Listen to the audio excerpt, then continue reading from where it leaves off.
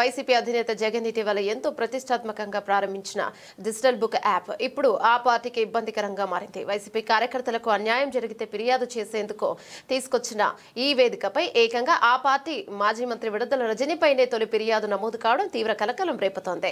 తనపై దాడి చేయించారంటూ నవతరం పార్టీ జాతీయ అధ్యక్షుడు రావు సుబ్రహ్మణ్యం ఈ ఫిర్యాదు చేస్తారని. ఇక వివరాల్లోకి వెళితే 2022లో పల్నాడు జిల్లా చిలకలూరుపేటలోని తన ఇల్లు, పార్టీ కార్యాలయం, కారుపై అప్పటి మంత్రి విడుదల రజనీ దాడి చేయించారని రావు సుబ్రహ్మణ్యం ఆరోపించారు. ఈ ఘటనపై చర్యలు తీసుకుని తనకు న్యాయం చేయాలని కోరుతూ ఆయన నేరుగా వైసీపీ డిజిటల్ బుక్ యాప్ ద్వారా జగన్ కు ఫిర్యాదు చేశారు. అనంతరం యాప్ లో ఫిర్యాదు నమోదు కాగానే వచ్చిన కంప్లైంట్ టికెట్ ను ఆయన మీడియాకు ప్రదర్శించారు. ఈ సందర్భంగా సుబ్రహ్మణ్యం మాట్లాడుతూ మాజీ మంత్రి రజనీపై చర్యలు తీసుకుని మాకు న్యాయం చేయాలని జగన్ ని కోరాను.